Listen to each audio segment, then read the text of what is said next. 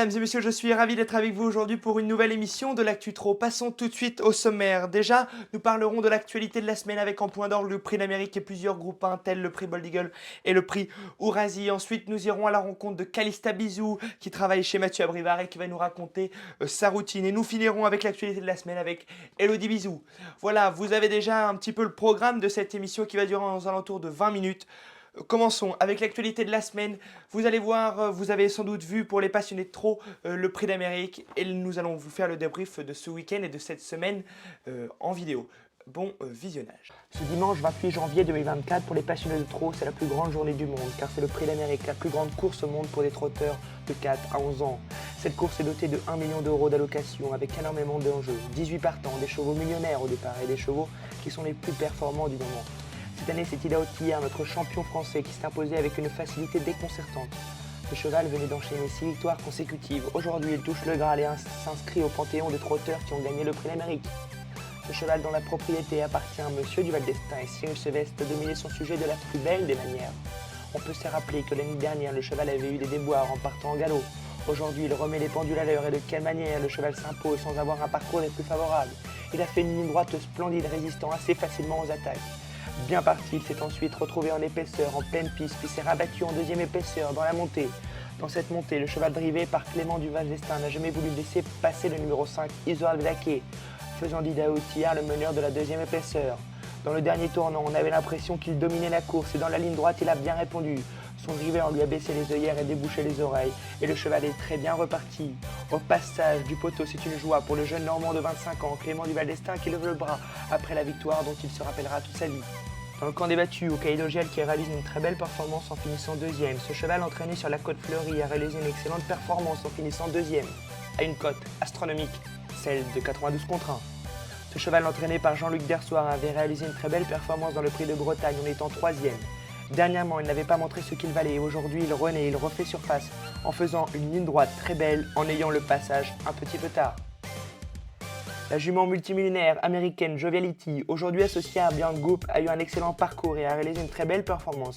C'est une jument qui est polyvalente, elle fait toutes les distances. Elle venait dernièrement de tomber sur le crack français de la génération des 5 ans, Joshua Tree, et aujourd'hui elle retombe sur d'autres champions.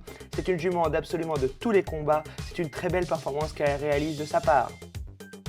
Gone Boy réalise une très belle performance en terminant 4ème, mais il y a de la déception dans le camp du 4ème du prix d'Amérique. Le cheval était déféré les 4 pieds pour la première fois, lui apportant une belle vitesse. Cependant, selon son entraîneur Romain Dario, le cheval n'a pas pu se livrer complètement en raison d'un jour trop tardif, l'empêchement de l'employer.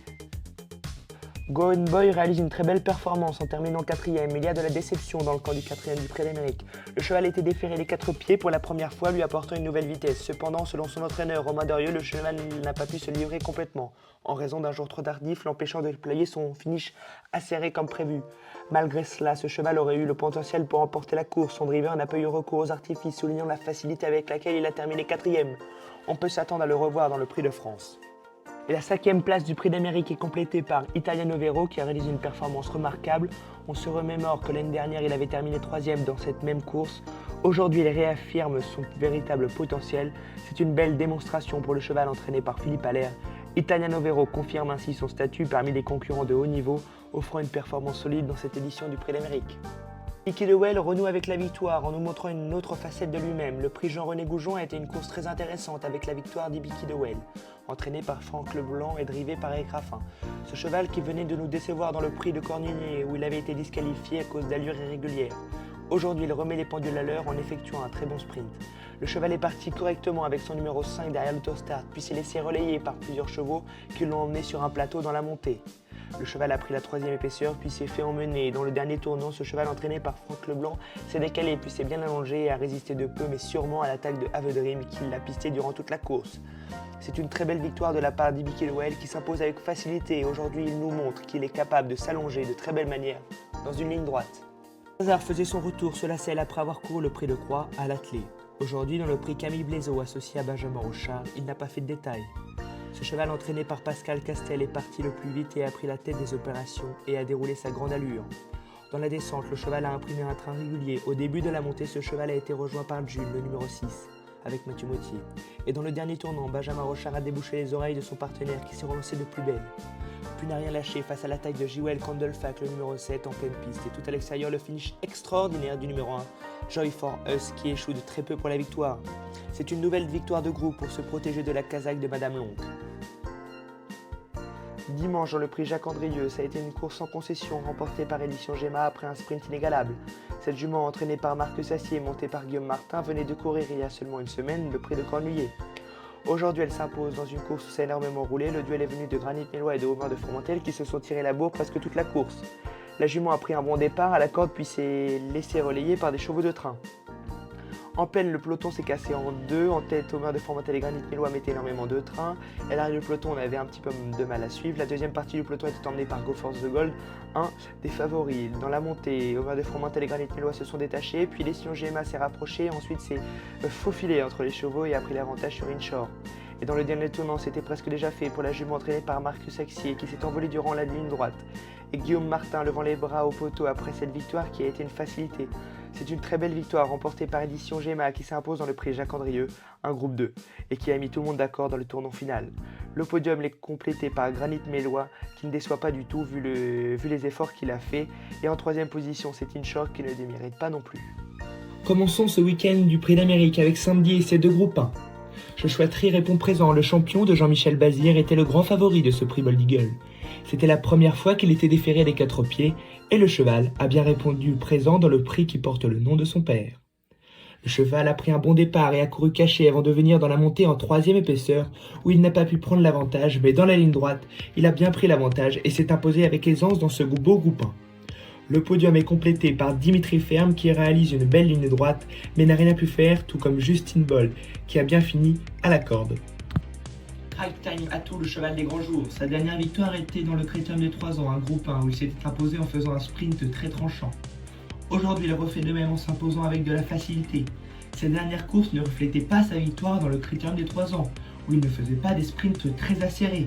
Ce protégé de Sébastien Guerrato s'est retrouvé à l'arrière du peloton avant de prendre le wagon de la 3e épaisseur dans la montée. Au début de la ligne droite, il s'est décalé et a fait facilement la décision en rejoignant le poteau avec envie. Paul Ploquin dira après la course, le cheval était plus beau, il avait beau poil et il dira ensuite, il fallait qu'il nous rassure et il l'a fait en répétant sa victoire dans le Critérium des 3 ans. Le podium est complété par Xar et Carlito qui font de belles lignes droites.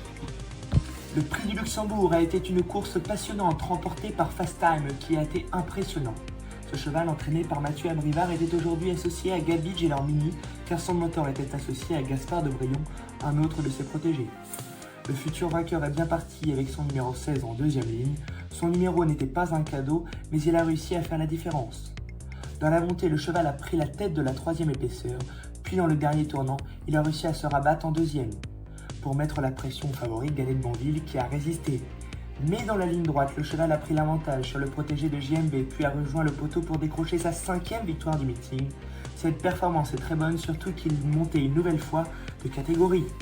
Le podium est complété par Galette Banville qui ne démérite pas, mais il est battu par Meilleur, tout comme Nissel Hill qui réalise une très belle ligne droite. 3 ans étaient à l'honneur ce samedi. Commençons par les femelles avec la belle victoire de Louisanne de Beaumont qui assume son statut de favorite.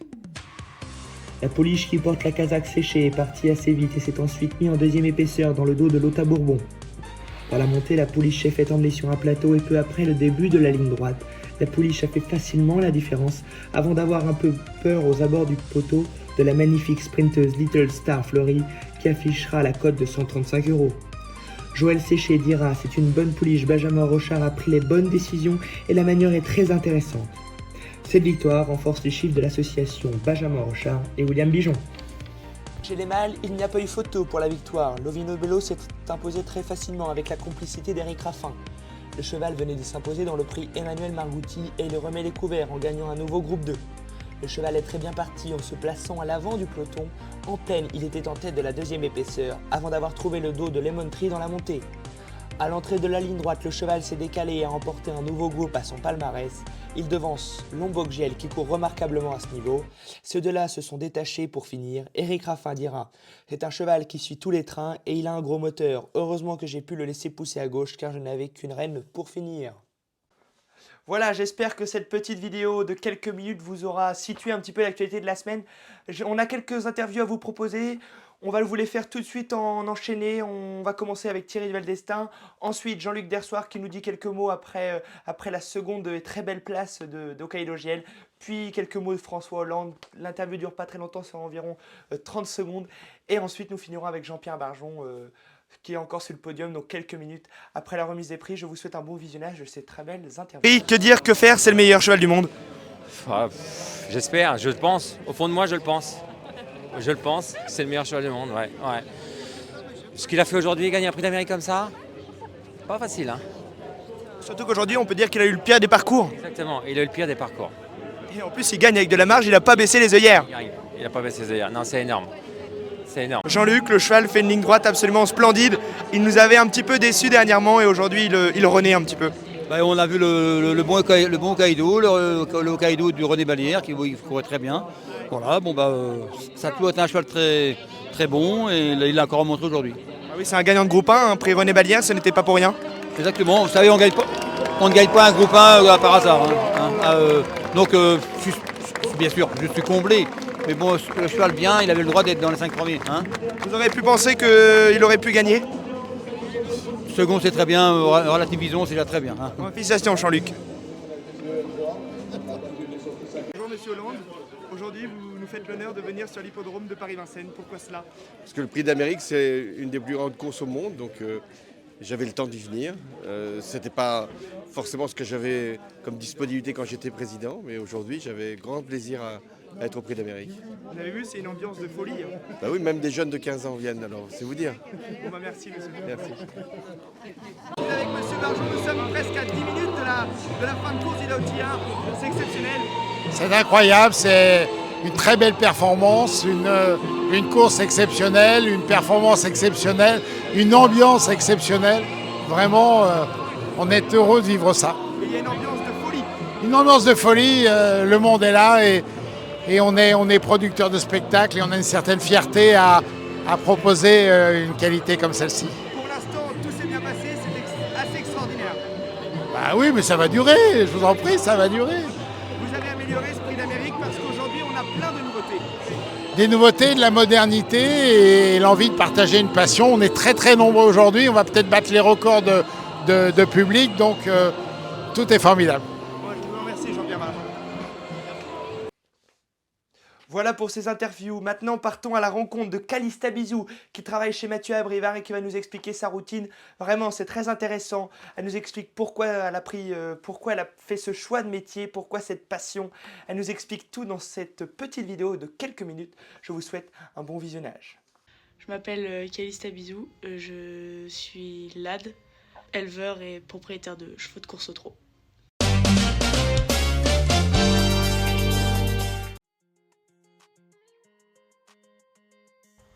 Je suis salariée chez Mathieu Abrivard et chez nous, une journée, donc on soigne les chevaux, on enlève les bandages, on met le premier lot de marcheurs, on fait les box du premier lot de marcheurs, on change, donc on met le deuxième lot, on en met au paddock, on change le paddock, on fait les derniers box. Ensuite, on prépare le premier lot, on va boire le café, obligatoire. Ensuite, on part en piste avec le premier, en général les premiers hits, et ensuite on part avec une promenade pour ensuite enchaîner le travail des hits qu'on vient de faire. Vers 11h30, on a fini de sortir tous les chevaux, 11h30 midi. On attaque les soins, on fait tous les soins le matin. Et ensuite, on soigne, on finit la cour, on balaye, on range la sellerie. On étend les couvertures, on fait tout le travail d'écurie. Mon moment favori de la journée, faire les soins de mes chevaux. Je pense que c'est le moment que je préfère. Ensuite, j'adore aussi les sortir, les promener, les travailler, tout ça, j'adore. Mais ouais, faire les soins de mes chevaux, c'est un moment que j'adore dans la journée. Je suis dans le milieu des courses depuis toute petite, grâce à mon père qui est entraîneur de chevaux de course, Olivier Bizou. J'ai fait des courses de poney, ce qui aide beaucoup. Ensuite, j'ai intégré la FASEC en deuxième année de bac directement, parce que j'avais fait une seconde générale. Il m'avait accepté en deuxième année. Je suis partie au bout d'un an. J'ai été à la MFR de Beauregard passer mon bac. Donc ces 2 ans-là, j'ai travaillé chez mon père en tant qu'apprenti. Ensuite, j'ai fait un BTS dans le galop. Parce qu'en début d'année de BTS, j'étais toujours chez mon père. J'étais jockey, j'ai eu un gros accident qui fait que j'étais quelque temps allongée dans mon lit et j'étais totalement démusclée, je ne pouvais plus monter à cheval. Je voulais remonter à cheval. J'ai dit je vais en monter 4 par jour dans le galop. Coup de tête et je suis partie 2 ans, les 2 années de BTS. J'ai obtenu mon BTS, je suis donc à Grosbois, je l'ai passé à Grosbois. Et ensuite en septembre, je suis retournée dans le trot chez Ronnie Kuiper. Je l'ai fait que quelques mois, je suis partie en mars, fin mars 2022. 2023. Fin mars 2023, je suis partie. Je suis ensuite restée quelques semaines chez mes parents pour aider pour les poulinages, etc. Parce qu'on avait pas mal de poulinières. Et depuis le 17 avril, je travaille chez Mathieu Abrivard.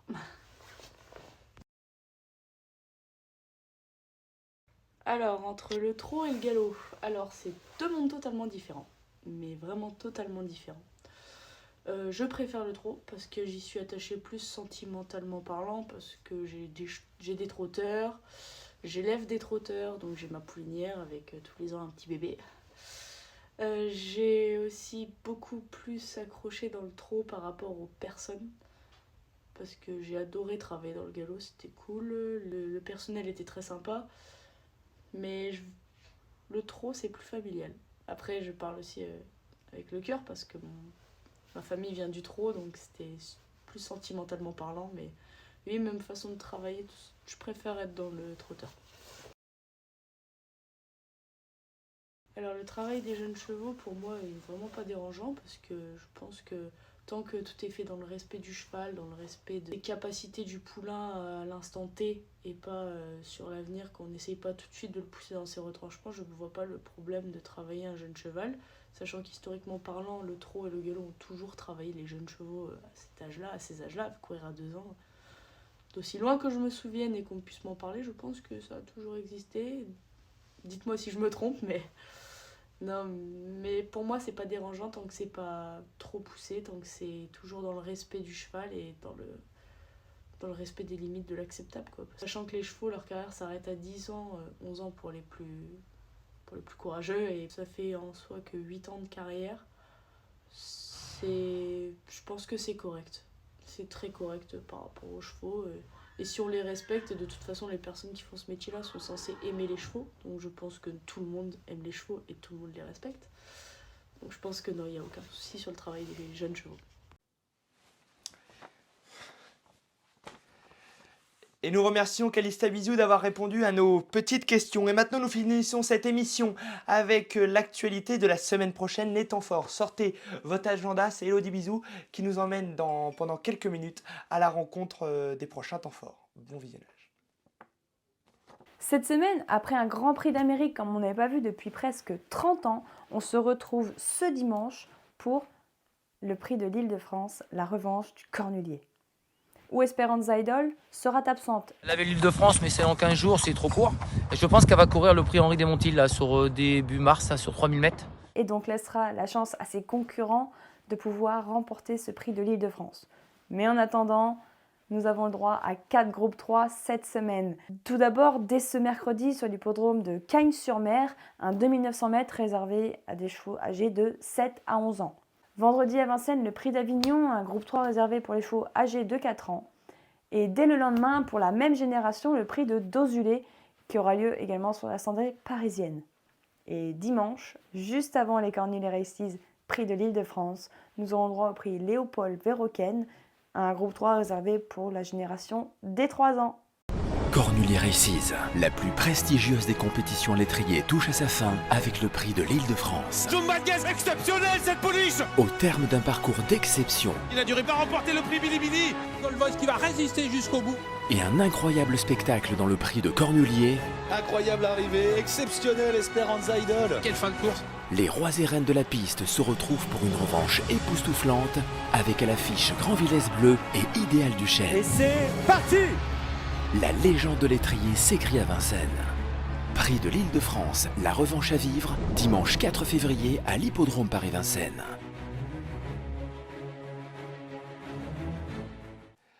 Merci Elodie de nous avoir fait partager un petit peu les temps forts de la semaine prochaine. Maintenant, c'est comme ça que se finit entre guillemets cette émission. Je vous dis à mercredi prochain pour une nouvelle émission. N'hésitez pas à vous abonner, à liker et à partager ces contenus, excusez-moi. Et un grand remerciement à Elodie Bisou, Calista Bisou et toute la régie qui est autour de cette émission. Je vous dis à bientôt et bye bye.